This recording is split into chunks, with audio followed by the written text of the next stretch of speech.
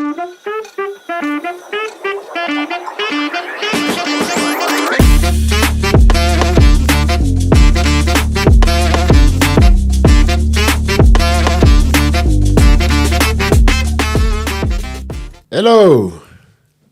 Welcome all. Welcome to another episode by The Angle.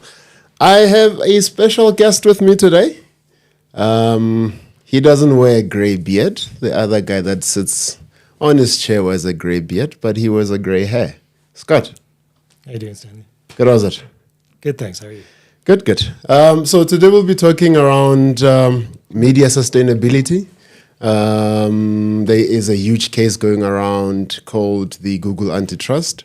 But before we get into all of that, I'll let Scott introduce himself and give us a walk through his journey, what media is and why media sustainability is important, which medias has he sustained or let down. Yeah. I'll give you a 5-minute breakdown. So without giving away my age, I started working in media, would have been the end of the 90s. I started working in SAPA, South African Press Association, which no longer exists.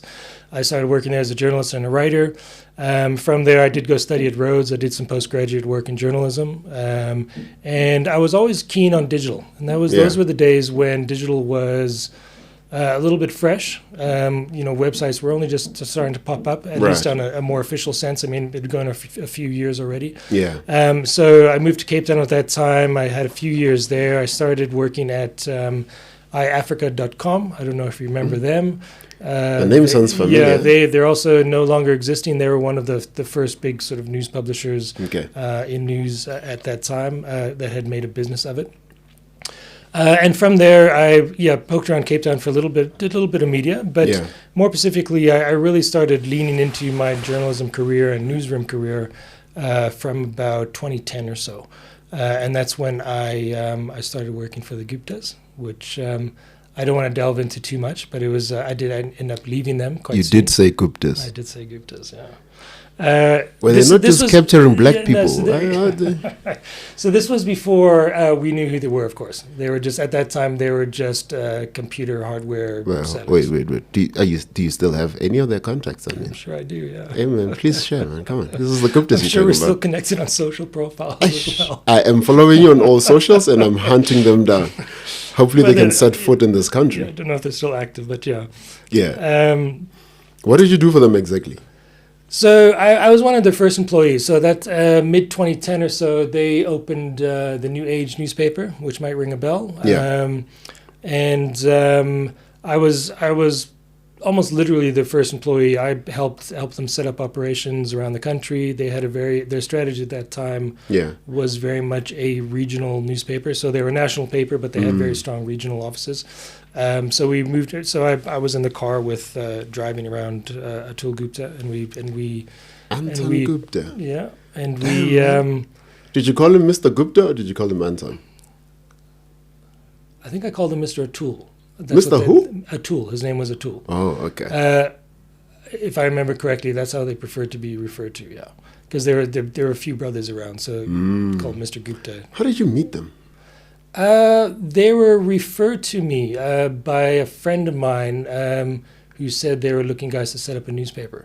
And I was like, well, let me go chat to them. So at that time, I didn't know who they were either. Right. And even at that time, I thought they were setting up a kind of like a tech hub of some sort, like almost like a tech review, because they had Sahara computers at that time, and those were the offices I met them in. Yeah. But within the first meeting or so, I realized they want to do something much larger, and that's kind of where I really decided, I want to get stuck into this. We moved around the country. We set up regional offices, distribution points for print. We hired some journalists, and within a couple of months, we were running. It was probably the fastest print newspaper setup that I've ever heard of. When we got back to Johannesburg, I then set up their digital arm for them. Okay. It wasn't a very successful one, but nevertheless, it was a good experience.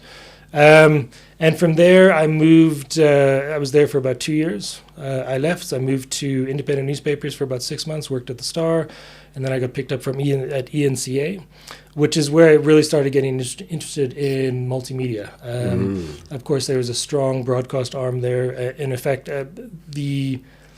what they started there, that was in early 2013.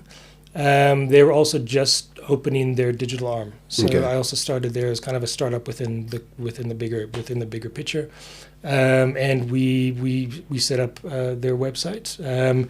At that time as well, video was not a big thing in the local media market. Not a lot of people were doing it. But of course, as a broadcaster, that was one of the aces in their pocket. They said, we've got lots of video. So it was really interesting and educational exercise for myself to learn how to get that video into a digital environment. So there's a few workflows there, mechanics there. It's a new kind of way of approaching journalism. And again, as I said, that's where I first started getting interested in multimedia and sort of the power of audio and video. And I like tech stuff. I like gadgets. So it kind of worked for me.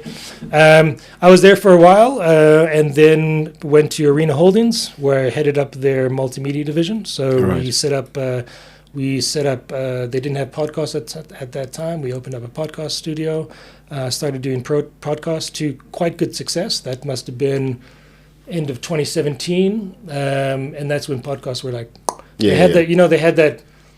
I think in the early O's, maybe 2006, 2007, podcasts had their first bump. Right. That's when Apple Tunes got into things, and this was kind of the next bump for podcasts. At that point, were you doing video, or was it only audio? No, we started with the video was up and running already. So we were doing some news video, and I just came in there and we solidified the business case for it, which means a lot of back-end tech stuff and workflows. Right. That's a lot of experience in sustainability. Man. Yeah. Left there, what year is this? 17? I started there in 2017. I left there in 2022, mid-2022. In the midst of the pandemic? No, it was kind of over by then. Oh, okay. Yeah, we were maskless then at that point, I think. Is it? I guess, yeah. And I was exploring VR at that point, virtual reality. Wasn't quite money there yet, so I had to take on a job. Is there money now? Well, a little more, I think. Okay. And then, just in early 2023, then I took on a job at the Mail and Guardian as Chief Digital Officer, and here we are. Nice. All right, so what does the media landscape in South Africa look like? If you were to compare it, you've been in this for 20 years. The first 10 years versus. If you want to repeat that, yeah. Yeah, I told you. I'm gonna rub it in your face. So what does it look like? How does it compare? There was a time where news was primarily newspapers and maybe radio, but we've moved to an age where it's no longer sitting just on those two channels. How does that work? What change? How does that change come about, and what impact does it have, or did it have, in the old versus the new? Yeah, look, I mean, depending on where you're coming from, your organization you work within, your solutions in this regard will change a little bit. So I would suggest that, and I don't really have much experience in radio or the business behind radio, so I can't speak too much to that, but I would suspect that broadcast and radio in general are still pretty stable. Okay. Their model is still relatively okay. My experience is a little more in print and legacy, those kind of legacy organizations. So, and I'll draw some from some recent examples. For example, the Mail and Guardian, for example. It's kind of in a space. It's a small newspaper, small distribution. Really great brand though, has really strong journalism. But the model that they were relying on is no longer applicable. And that model is? They're advertising in print, essentially. Okay, but that would be all news organizations that's applicable to everyone. Yeah. I mean, I know Arena Holdings is having the same problems. Look at the circulation figures over the last 10 years. Everyone is literally at about a tenth what their circulation was 10 years ago. And as you know, in the last couple months or so, Naspers did indicate they were closing down some of their other print. They already did, I think. Daily Sun and the rest. Yeah, I think they're still discussing what to do with their staff. I hope they keep them on or reintegrate. But nevertheless, that just shows, look, they're seeing there's no point keeping this alive. They'd rather lean into the digital transformation strategies now and take a bit of a knock. When would you say that change happened, where print sort of dipped and digital went up? It was a while ago already. I would say Look, everyone's been talking about digital transformation for For a while, like yeah. I mean, 15 everybody years. talks about fourth industrial you know what I mean? revolution. These terms are just thrown around. People have known that the print model has been, and I don't really use the word dead. I don't say Right. it's dead because even Is it not? No, because even at the Mail and Guardian, it's still where the majority of the revenue is in print. And it's a weekly newspaper. Whoa. And so the challenge is really to, but you see it dwindling. It's not like oh, it's not dead. Okay. It's still going. It's not still going. It's going like this, but Okay. it's still kicking. Still you know? going. Still alive. Still kicking. I mean, there's full teams that still servicing Right. that model. The challenge that we were looking at the Mail and Guardian was, okay, how do we diversify our revenue? And taking the old way of thinking about the newspaper, how are we digitizing that? And I know previous guys who held this position, or not just in Mail and Guardian, but in previous publications, they were talking about this 10 years as well. 10 years Right. ago, they were saying, look, we have to put an audience first. We have to figure out, we have to go to where the audience is. Yeah. And the problems with that is the newspaper is kind of clear, right? And not even from a newspaper perspective, but from a market perspective. As an advertiser, I mean, personally, I wouldn't advertise in a print newspaper. I don't understand it. There's no metric for me to know where my 100-odd K went for that ad. Of course. In the paper. How many people pass that newspaper on? How do you I don't get it. measure that? It doesn't work for me. In digital, I can see exactly where my Right. money went and what the metrics are. To change that mindset though, from that digital, the audience is there, like the scale of audience. And I'll give you an example. Like, literally, even a small newspaper for like the Mail and Guardian, literally the digital audience is 200 times the size of the print publication, but our revenue is. So the like trick this. then is, how do you monetize Exactly. online so that it's sustainable? Okay. I guess in comes the antitrust issues with the Google case. Mm-hmm. How are media organizations sustainable outside of Google? So Well, I guess Google and Meta, because they both taking away from media, especially on online platforms. So that's a really big issue. It's complicated, and I'm just going to speak in terms of my experience of it and my approach to it. I don't want to try and give like a large holistic perspective on that, because it actually changes depending on the publication, what their thing is with Google. I do want to say though that I'm pro tech. Like I'm pro big platforms. And I'll define what I mean by that. Big platforms. What do you mean? What I mean is you need these global platforms where everyone has to use them to some extent in order to find your audience, in order to be accessible and findable and searchable. Well, in that line, do you draw a line rather between what would be called a monopoly or a platform that's ubiquitous? Yeah, so that's where the difference is. My view would become, my view is not necessarily in line with other publishers. Okay. Particularly the big publishers. So this was back in March of this year. There was a series of hearings that we went out in Pretoria. The Competition Commission organized a series of hearings, which a number of publications went to go testify at. We, as the Mail and Guardian, we went to go testify at that one, but also the local publishers were there. Arena Holdings were there. News 24 was there. Even Daily Maverick was there. Everyone kind of gave their 2 cents in terms of what's their viewpoint. And the real question they were asking is, does Google owe us money because they've been taking our revenue? Is that a fair question, though? Yeah. I mean, look, and this is where it starts getting complicated, because my view on the matter is you need Google. You can't really get away from Google. Well, do you need Google or do you need a search engine? Well, yeah, you need a search engine. So you don't necessarily need one that's monopolizing the entire industry. If you have Bing, what is Firefox, Explorer, with the share of the market. So this is the idea of monopoly for me. Like, this, or rather, the approach of product. Right. So, if you've got the best products, the concept of monopoly will kind of follow. It's not that Google necessarily, and I'm not defending Yeah. Google. I'm not talking for Google. Sure. Just be clear on that one.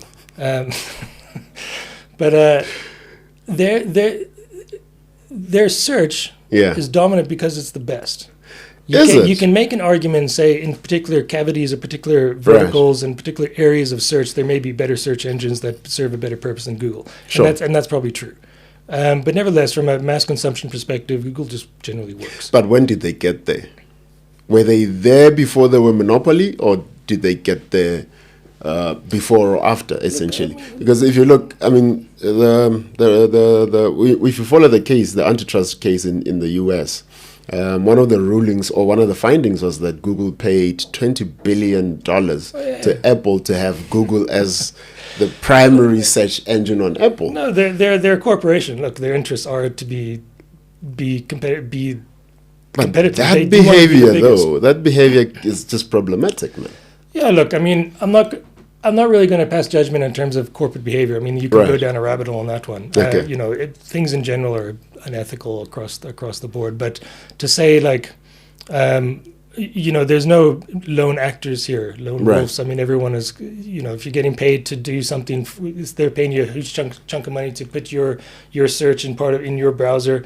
Yeah, okay, I'll take it. Sure. You know what sure. I mean? So, But shouldn't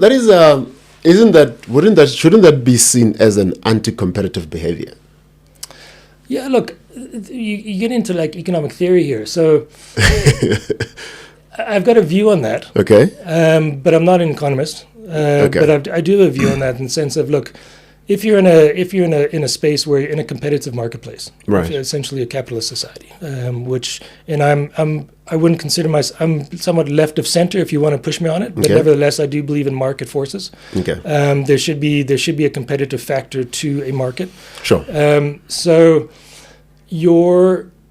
the end results of a non-regulated market does become monopolies. Right. Like you're always going to find some big player, but through some way or other is going to buy their way into being the lead space, or they're going to have a better product, or if there's competitors that come up, they buy them out.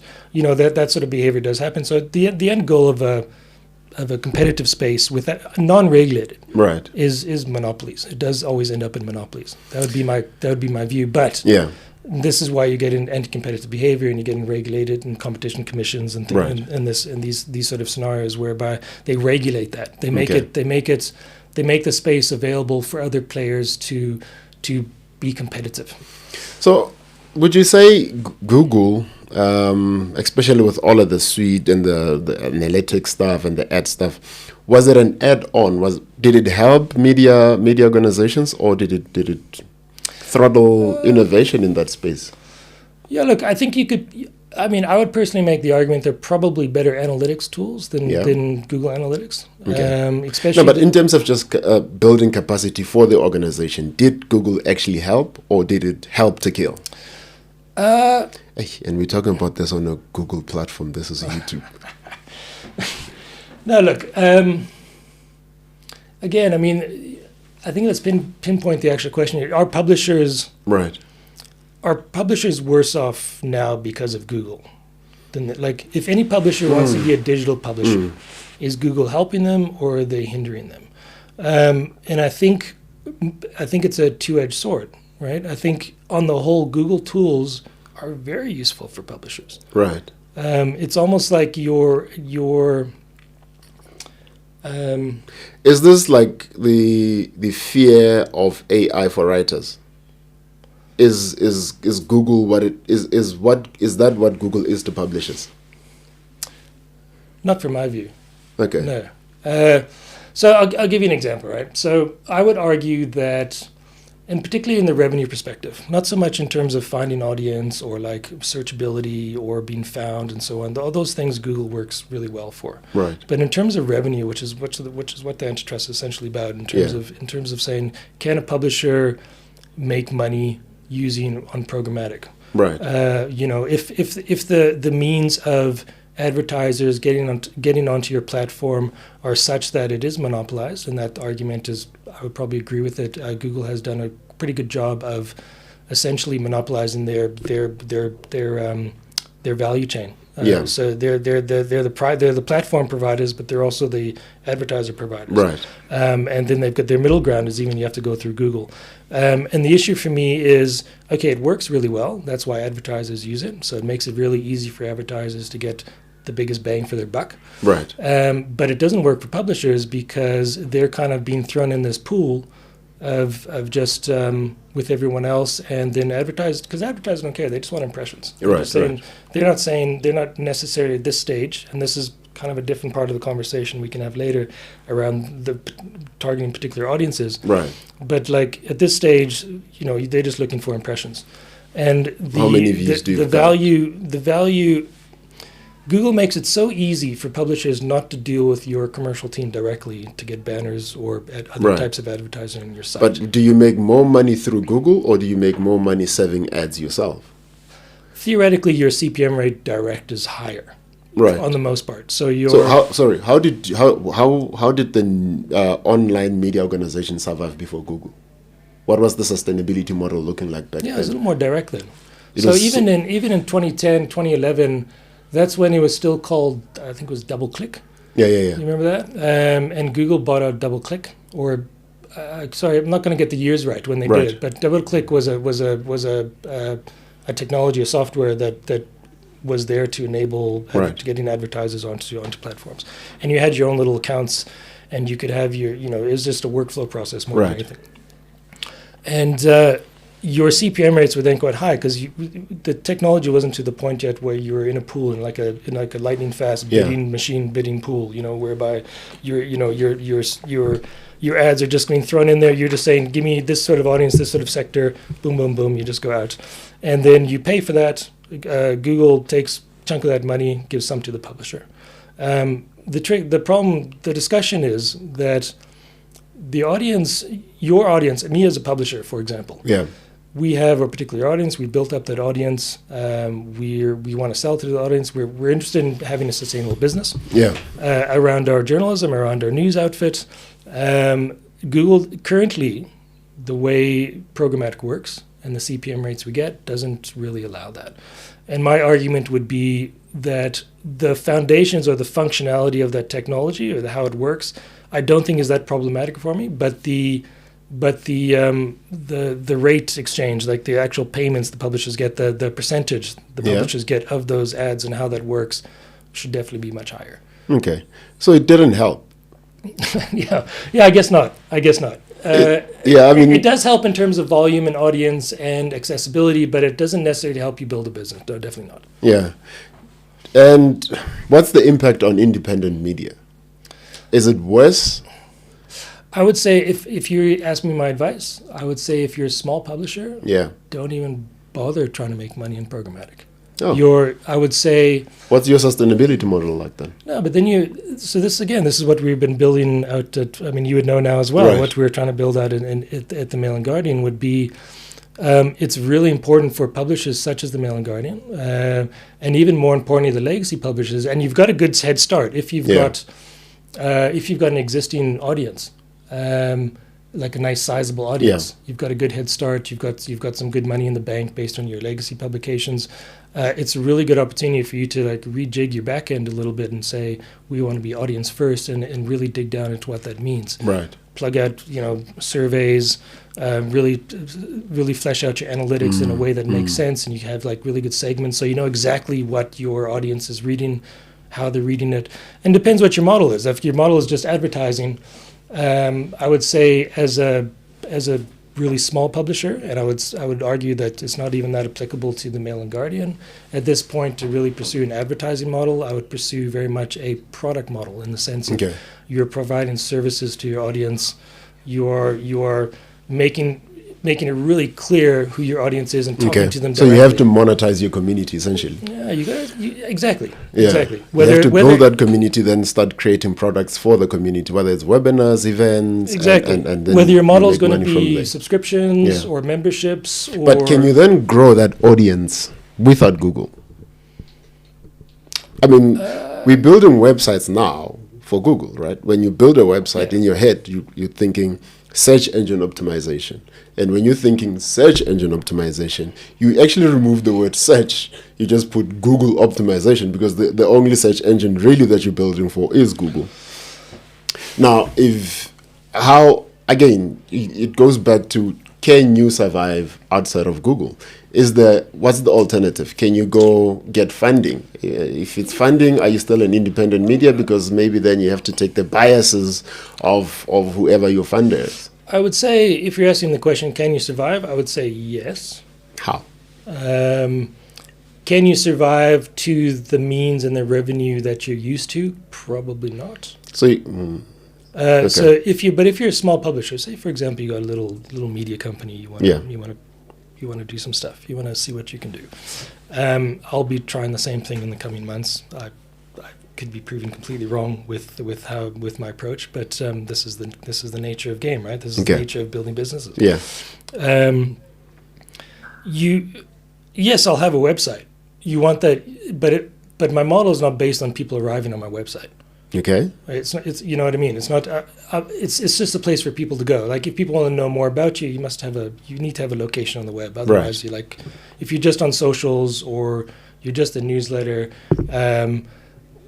then okay, like you need a home. Right. But your model, just because you have a home though, doesn't mean your model needs to be based on people arriving on your website and somehow seeing an ad, or somehow being onboarded via your subscription process, whatever the case is. I would suggest South Africa and probably the larger continent. You're in a tougher space economically. I mean, you look at the North American economy, and there's guys there that start newsletters. They get like 25,000, 30,000 subs, and they're earning like a decent living. And for me, it's like, I don't know how they do that. But the economy is so different there. Like the scale of economy is so different. Here, you're going to have a tougher go of it, but I would argue the mechanics of that are the same. Like if you got an audience-first approach, you found a niche, and this is another quick point. Your value as a media house, if you want to go like a general, like a broad, shallow type business, like a News 24, for example. News 24 is just volume based. It's News 24 hours. Yeah, exactly. That model, they're still struggling. Yeah, they're huge. I mean, they're the biggest in the country by far, but and their volumes are massive. But they're still not making any money off their operations. Is it because their pieces are not optimized? Are they not having a wider reach? I don't know. They had a really good presentation at the Competition Commission. They had a really interesting. They put out a really well thought out slideshow as to how they're being how their business is being undermined by Google. Right. But it's valid for them to do that because their model is based on volume. Okay. Was that the common theme within the presentations made at the Competition Commission around how Google undervalues business, or were there other concerns? No, that was the main concern. It was mainly the revenue, the ad ops side of things. Yeah. So is it that Google is not sharing enough? That would be my perspective. What is the proposed split? I would say the percentage that we receive from, as a publisher, you receive from Google should be higher. Okay. If you're in the volume game. Okay. And this is kind of the difference you need to make when you're thinking about media. Like you need to be a little more specific. Your model will be particular to your publication. Like Mail and Guardian, for example, should not be in the volume game at all. They can very much be in a very narrow, deep model, in the sense that they're providing value to subscribers. Even if they're in a space where they're getting 15,000 odd subscribers every month, they're in a healthy space because they're providing a particular product there, and no one else is doing it. And that's valid for the Mail and Guardian. So in that perspective, they don't need Google from a programmatic perspective, from an ad ops perspective, but they do need a website. They need to be found and searched. But their model is based more on direct audience. Can businesses? You've answered a lot around how media organizations can be sustainable outside of Google. What other techniques do you feel newsrooms should adopt in this current climate to be more competitive, to serve their news much better? With the birth of social media, I see a lot of news organizations are forcing newspapers on people who want to consume TikTok. How do news organizations maneuver around what the current picture looks like, essentially? So again, I probably have a slightly differing view on, just taking social media, for example. Right. There's no question as to that's where the audience is. That's where people consume stuff. Even myself, with my gray hair, I consume social media. That's kind of where I wouldn't say that's my source of news. Right. But it does give me my ins to news, right? Like Okay. that's where I'm seeing the first sort of Great. headlines. Why or isn't it a stories. source of news? My source of news? Yeah. Well, it depends on so brand still matters, right? So Okay. if I'm my particular feed is maybe a little more quote unquote official. So there's New York Times and Washington Post, and this kind of. So it can be a source of news. Yeah, it in is a that source of sense. news. Yeah. Okay. I'm also kind of a stickler on push notifications. I like getting push notifications on my phone, so I Okay. can just see the headlines, and that's enough for me. But that's Right. not quite social media. My issue with social media is that's where the audience is. That's where you have to be. Yeah. But to make money there it's not really viable. So up until a few years ago, although a lot of news organizations still feel this way, Right. is that if we're going to put effort into social media, and it does take effort, if you want to Yeah, do yeah. it well, It's it does resources take and effort. stuff, yeah. If you want to do like quick interviews with your journals, you want to do some video, you want to do some audio, you want to have some like cool graphics there, that's all the stuff you need to feed the beast of social media. Wouldn't you say it's easier to monetize your community on social media than it would the traffic on your website? Yes. But how you do that is hard. But theoretically, yeah, you're quite Yeah. right. So I would say my view of social media was the intention of it and putting the effort of it was never to say, you're asking the question, what's the metric for success there? And the metric for success there was not links back to the website. Yeah. And if that's your metric for success these days in social media, and there's quite a lot of research in the last year or so that's showing the referral traffic from social media is dropping quite a lot for publishers. And there's probably a few different reasons for that. One, because social media is really good at keeping you on their platform. Right. But also publishers are not pushing the link back as much. They're just saying, you're there, here's our stuff. Right. This is what we're working on. Consume it here, we're happy. Should news organizations be looking at social media for that? Shouldn't you just go, here are social media platforms, let's build a community. We've got 5 million followers across all platforms. How do we monetize this? Yeah. Let that be a different revenue stream than trying to drive traffic from here to, I mean, look at TikTok. TikTok is big. You can put a link in there for people to click away. That now, when you have 5 million subscribers or followers on TikTok, what do? Can you not monetize that? Can you not sell events to those? And the ways that newsrooms can monetize social media outside the link backs to their website, because just send them to the website if that's what you want to do. So again, I mean, you have to, if we're talking about news organizations, right? We're not talking about influencers and individuals and so forth. They have a different tool set available to them. They can throw themselves into affiliate advertising and push products and things in their videos. News organizations can't really do that. It's just frowned upon. It's not really part of their model. You could probably find examples of those that do, but it's not common practice. Okay. So yeah, you're quite right. Events, if you're looking at revenue diversification, events is a big one. Good examples of the Mail and Guardian is we have those big flagships like 200 Young South Africans, Right. Power of Power Women, Women. which is coming up next week. We've got Greening the Future, which is end of November. So these are relatively largish events. 200 Young South Africans is by far the biggest, and that's been going. I think next year is actually the 20th year going. So those are money making events for us, but they also they're kind of valid because they're attached to the Mail and Guardian brand. Yeah. So if you're on social media, for example, yes, you can sell them events. There are some models that we have played with, like sponsored content, which we can certainly sell, quote unquote, our size of our audience on social media platforms. So it's part of the cost to the sponsor. Yeah. And say, look, you're gonna give us an article or video, whatever the case may be, and along with that audience that's on our website, we can also have we have 1 million odd followers on Twitter, Right. 500,000 in Facebook, and so on and so forth. And that's part of that cost, and your product will be, or your piece of content that you give us will be on those platforms, and that's part of the monetization. That doesn't work so well for small, tiny publishers, though. That works okay for larger legacy publishers. So how do you build a small one? I mean, shouldn't you build on socials first? You build I that would say audience yes. there, and then create a demand on socials. Then Absolutely. start building podcasts and newspapers. Socials are and- essential. Right. Absolutely, 100% essential. But in the context of making money, it's But they're not resource intensive, right? no. Shouldn't they be the best Look, place to up to start one instead person- of pods, or instead of starting with things that are very resource intensive, Yeah, like a newsroom, like building an entire newsroom for a small organization, which is going to require a lot of But if you're in the resources. space of building a brand, right? Yeah. Like take the Angle, for example. Sure. If you're in the space, you've just started it up. You've got a website. You've got some social media presence.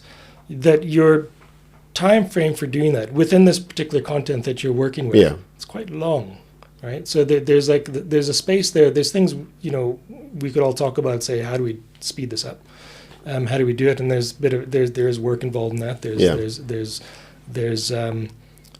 strategies that we can pursue around that. But revenue immediately is It's not immediately available to you. You have to duck and you have to pivot a bit. There's a lot you gotta do until you're sustainable and you make a bit of money. But the question, I guess, my concerns are around how do you set up safely in this day and age? Because I still see a lot of small media organizations going the bigger media organizations route. They look at those guys and they go, this is how you made it. This is how you came up. If I can take that and implement in my organization, maybe I'll make it. But they don't have the same resources. No. They're not even as well funded as those ones were when they started. Now, hence I'm asking, how do you build? Do you start how the bigger one started, or what's the better way to start? I think the better way to start is being as small as possible, small and slim as possible. Right. And what I mean by that is you want to be as specific as to your intent as you can. So Right. be as specific as to what product you're trying to push out there. And we're in media, so our product at the end is actually a content product, but Yeah. the products as to how you get into your audience, how you're serving that quote unquote product Right. to your audience is kind of where your revenue and your growth stands and where your audience sits. I would say start small. You can be consistent. You can be daily, Right. but you be very particular with your approach to your audience. Otherwise, in the absence of money, that's the only way to do it. Otherwise, you're going to burn yourself out. You get and you're going to do substandard content, which effectively, I mean, you can talk product all you want, and I'm essentially a product guy, in the sense that I care about the tools that gets the content to the audience. Right. And in turn of that, it's a circular motion that since the tools do indicate the content to some extent and so forth, like the analytics, for example, will inform the content and so on. But you've got to be as You gotta do what you gotta do. You got to be tight. Otherwise, because I mean, look at all the big legacy publishers. Those guys they didn't start small.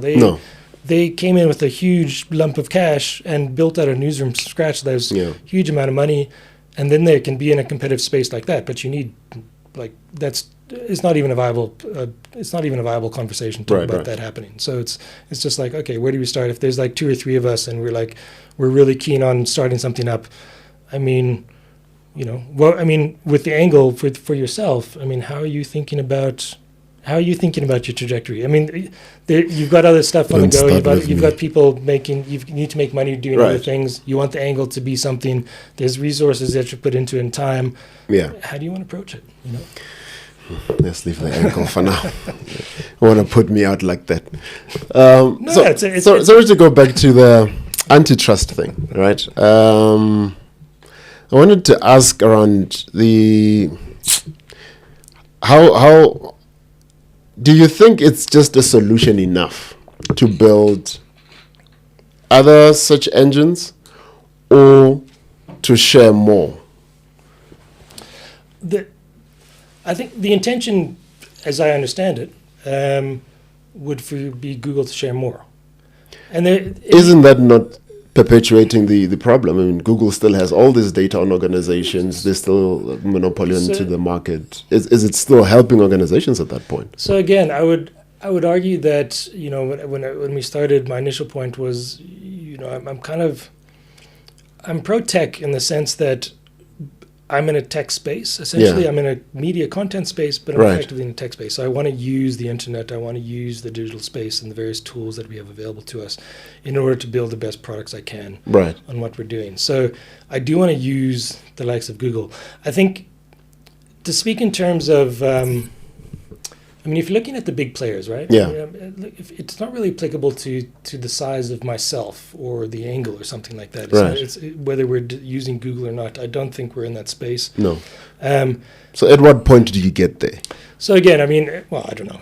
What's the tipping point? I don't know. It's Right. kind of like a space where if you're in a volume model, Okay, so it's a volume-based if you're in a thing. volume-based thing and Yeah. you've got a sizable operation, Okay. I think Okay. you have room to say, Okay. look, our product is reaching millions of people, but we don't have a viable business. I think it's a fair concern to say that and say, you know, our business has been running for such amount of time.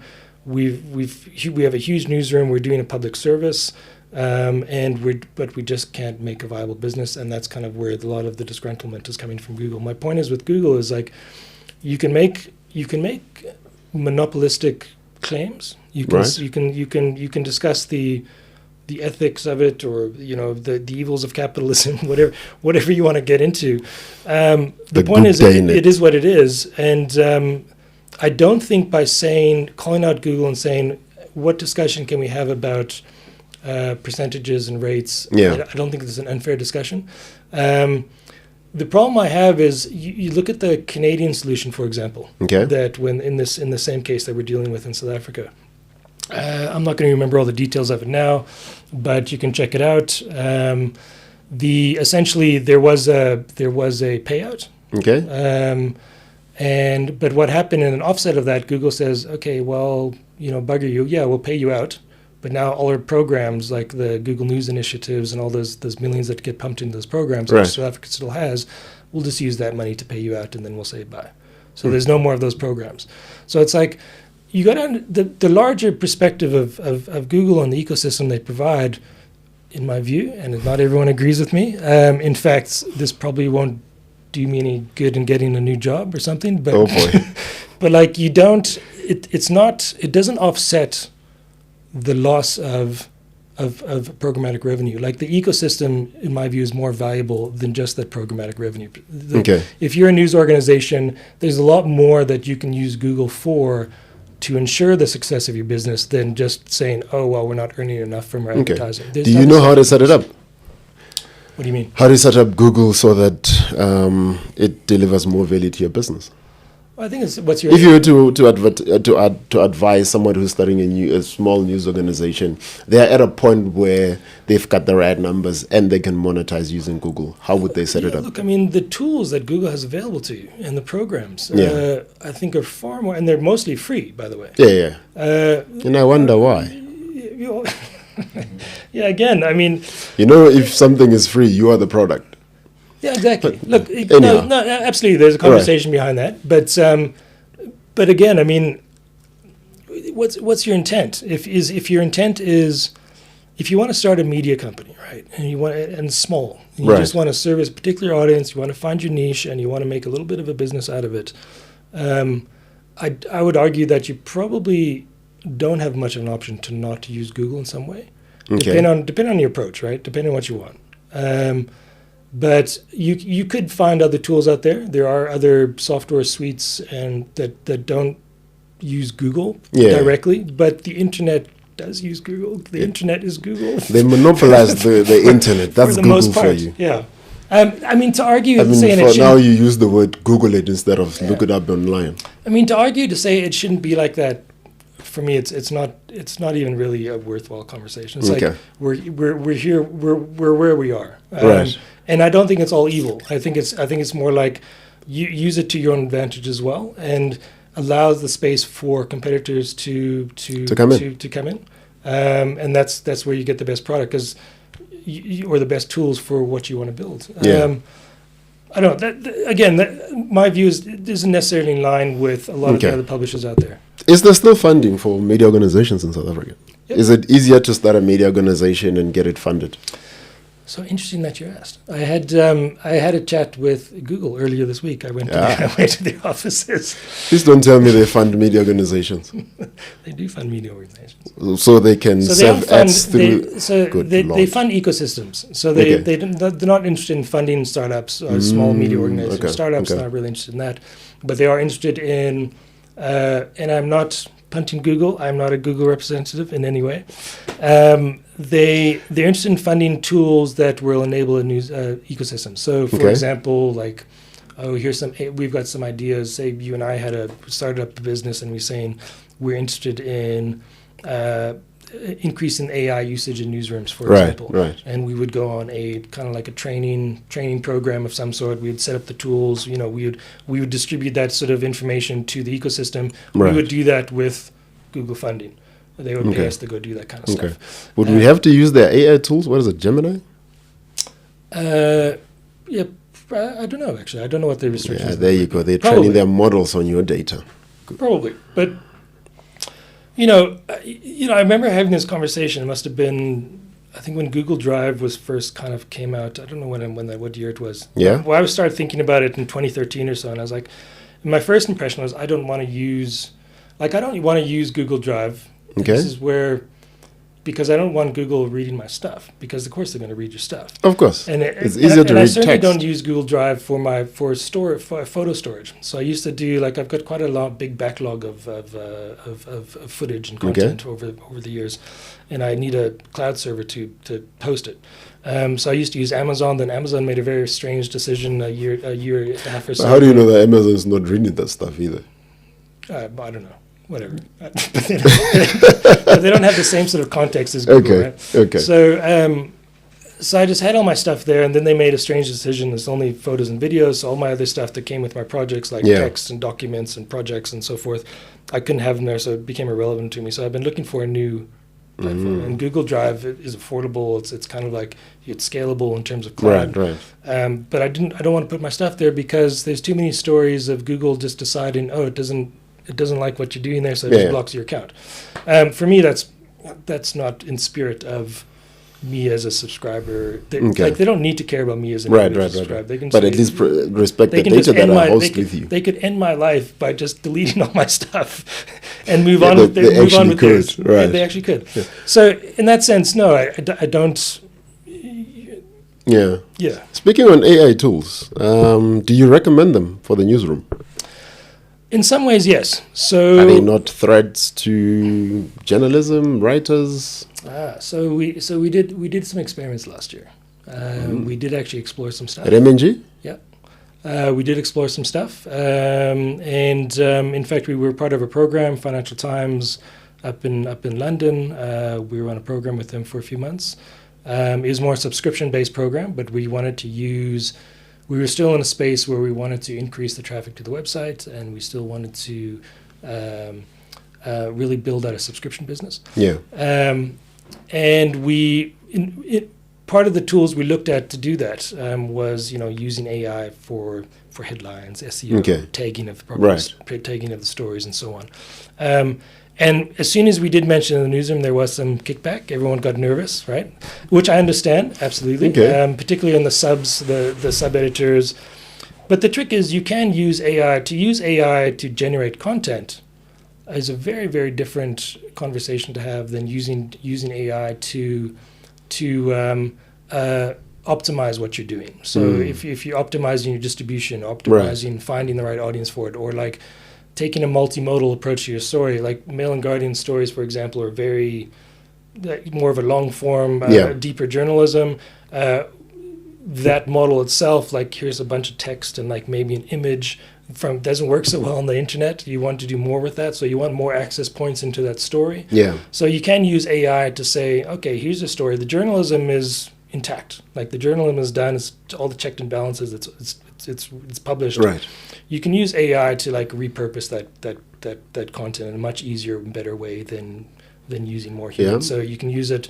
You can create like translations being one of them. You can do what's the best tweets, LinkedIn post, Facebook post, whatever to use kick those back on this content. You can create videos from that content. Okay. You can take that content and put into make a audio file out of it. There's all different ways you can use AI to do that, and there's lots of Would other you tools. recommend tools like Grammarly for the writers? Grammarly. I haven't used Grammarly. It's basically an AI tool that does syntax for you. That's a tough one because then you're messing with people's jobs, right? So if the sub-editor, and it depends how good your sub-editor is, but Right. if the sub-editor is not good, I would support Grammarly. If the sub-editor is good, I'd be like, okay, there's other value they can bring to the table. Like there's no other value that Grammarly would give a writer outside subbing? I don't know, I haven't used it, so I'm not so familiar with it. No, okay, maybe not Grammarly, but any other writing tool that when you write, I mean, you're writing. This thing's not writing for you. All it's doing is just helping you with So I construction. use some AI tools. Yeah. I don't use it to generate content for me directly, but I do say, for example, if I need starting points for ideas, for example, that's very useful in that case. I do use it sometimes to generate me like a selection of tweets or whatever the case may be. Okay. Absolutely, and I don't think there's any problem with that. Okay. I do have if you're a writer and that's your job to be as a writer. Look, you would have to be. I think you'd have to have almost like a what's the word? Disclaimer of some kind. What should you? Whoa! I mean, I don't know. If you say I was assisted by Grammarly, I'm sure the writing community would come for your ass. Yeah, maybe. I mean, it's kind of like to say, oh, we used AI a little bit in this story. It's kind of like the same thing as saying, oh, we used the internet a little bit in the story. It's like, obviously you did. Right. So. What AI tools would you recommend for a small media organization? Just to say, capacity building, you're starting up, here are tools you can look out for, and these are the users of the tools. I couldn't rattle off a bunch of names, but I've only really just started exploring other tools, for example, for presentations, slide generation, things like that, for helping assist the presentation of ideas, that kind of thing. That helps out a lot. So nothing really in the newsroom? Again, you're putting this on in terms of naming stuff, which I couldn't do. Right. Yeah. No, I mean, are there tools that you'd recommend for? Are there tools for the newsroom that can be used without naming them? Absolutely, yeah. 100%. Would you recommend that the newsroom have some AI tools? 100%. There wouldn't be backlash from the journalists? I think newsrooms should embrace AI. 100%. It's like saying, 20 years ago, should the newsroom embrace the internet? Hell yeah. Okay, so AI is like a website. Instead of AI is it's like an ecosystem of stuff to make your job easier. So I'm saying in how they should look at it is you once existed in print. The internet came, you existed online. You did not cheat print, you just migrated to online. Look, now you're writing and you're doing all of this heavy lifting and there are AI tools. This is the next step of the internet. Yeah, look, I mean, I think this conversation has been going on for like 25 years, right? It's like we're still on the waves of the internet disruption. And AI is just the latest iteration of that wave. Where it's going to end up for us, we're going to have similar problems. It's going to have you've got all these issues of should AI be blocked from reading our website and using it in their responses. There's those kind of conversations going on. My view is which AI are you going to stop? I mean, you stop one company's one AI, right? Legally, then there's another one. It doesn't really hold water for me. Yeah. It's kind of like saying, you're not going to publish your stuff online. I mean, you can make that decision. You can have just a zine. If you find a model to make that work for you, go for it. But would regulation for newsrooms help around AI? Should media organizations sit together and go, okay, here are AI tools that are acceptable in the newsroom, and you create some sort of consent and there is a bit of effort in that space. Okay. There is some effort in that space. In fact, I wrote together some sort of policy for M&G around AI. We didn't publish it on site, but there's a working document there. I know lots of other news organizations have done the same. I would suspect that there would. I stand to be corrected, but there has been some mutual conversations around how should the industry be approaching this, because South Africa's market is small. In the States, they kind of do it by organization, but in South Africa, you're in a space where you can have like a joint front, kind of like the same way they're approaching the Google antitrust. Okay. So you do recommend AI tools for news organizations, guys? Absolutely. If you're running a media organization, you heard it from Scott. Get AI tools. You didn't hear it from him. You heard it from him. I stand by it. Yeah, I think it's about time to wrap it up. Okay, cool. Any parting shots around sustainability? We know a media organization can have AI tools. We know a media organization cannot really exist outside of Google because that's where most of the revenue comes from. There is funding, but there are biases there. Are we leaving anything else that can... there's social media. Please use social media. Build a community and monetize the community on social media. There's about 4 there. Is there anything else that can assist in sustainability that we left out? Look, it's a hard gig, hey? It's very hard to build a media business, even the legacy ones, to find sustainability, to find a path forward. Everyone's struggling. Not just South Africa, not just Africa. All the big hitters are seeing a huge drop in their revenue. Their models that they're used to are dissolving in some way in terms of referral traffic and how that used to work. Look, it's a hard gig, man. I wouldn't put myself in the spot and say, oh, this is the way to have a sustainable business. I think it's going to tie in very closely to what you actually want to do. Where's your space? Yeah. But something that is very consistent among all of them is they're approaching very much an audience first perspective in what they're doing. They didn't have as much pressure previously to do that because the machine was kind of working, right? Now the machine's not working as well, so they're like, okay, well, who are our readers? How do we deal with them? How do we keep them? What do we want to give them? And this is where this is why there's such a rise of the product division. So the product division, I mean, it's always been there in one form or another, but it's only now that it's particularly in newsrooms, like the product person or the product division is becoming so much more important, a little more important than the editor and the commercial person, because they join the two of those. Yeah. But they're also thinking about how do we get what the journalists are doing to where it's supposed to be, and how do we monetize, and that's becoming increasingly an important role. Okay. So yeah, that would be my. There you go. The fifth one: productize. Build a product development team in your media company, and make sure you productize a lot of things for your sustainability. All right, ladies and gentlemen, thank you so much for tuning in. This has been the Angle Podcast with Scott. Thank you for tuning in, man. Until next time. Cheers.